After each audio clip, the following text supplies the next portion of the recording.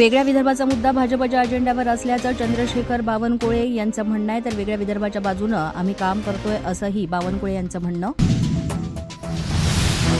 22 आमदार दुसऱ्या गटात जाणार असल्याचं आदित्य ठाकरे यांचं वक्तव्य. आदित्य ठाकरे यांच्या वक्तव्यानं राजकीय वर्तुळात खळबळ. सोलापूर जिल्ह्यामध्ये ऊस दरावरून शेतकरी झाले आक्रमक. ऊसाला 3,500 रुपये प्रतिटन दर देण्याची मागणी पूर्ण होईपर्यंत उपोषण सुरूच ठेवण्याचा इशारा.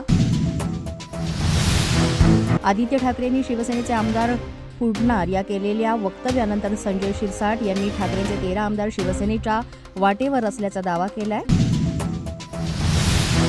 देवगिरी बंगल्यावर आज शिवसेनेच्या सर्व आमदारांच्या बैठकीचं आयोजन. महापालिका निवडणुकीसाठी शिवसेनेच्या रणनीतीवर एकनाथ शिंदे आमदारांना करणार मार्गदर्शन. साताऱ्याच्या धोम गावात समाज मंदिरासाठी नागरिकांनी आमरण उपोषण सुरू केलं. सरपंचांना सही न दिल्यानं बांधकामाला अडथळा निर्माण झाला. तातडीनं समाज मंदिर बांधण्याची नागरिकांची मागणी.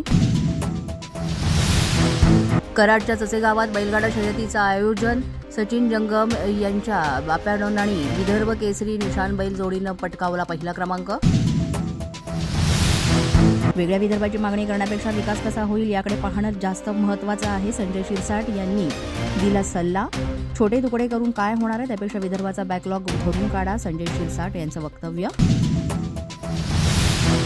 अकोल्याच्या वाडेगावात शेतकऱ्यांचा रास्ता रोको. नाफेडच्या जाचक अटींना शेतकऱ्यांनी केला विरोध. या अटींमुळे अनेकांना शेतमाल परत न्यावा लागत असल्यानं शेतकऱ्यांना मनस्ताप. आगामी पालिका निवडणुकीसाठी महाविकास आघाडी म्हणून स्थानिक नेत्यांशी चर्चा करा. राष्ट्रवादी शरद पवार पक्षाचे प्रदेशाध्यक्ष शशिकांत शिंदे यांचे कार्यकर्त्यांना आदेश. पोलीस बंधा न्यूजच्या बातमीपत्रात आज इतकंच. तुम्हाला आमचं बातमीपत्र कसं वाटतंय याबाबत अवश्य अभिप्राय कळवा.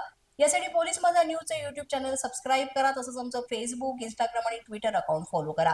अधिक माहितीसाठी आमच्या www.policemazhanews.com या वेबसाईटला भेट द्या. आमचे अधिकृत प्रतिनिधी व्हायचं असेल तर स्क्रीनवर दिलेल्या क्रमांकांवर आजच संपर्क साधा. आजच्या बातमीपत्रात इतकंच. पुन्हा भेटूया पुढील बातमीपत्रात. तोपर्यंत पाहत रहा पोलीस माझा न्यूज.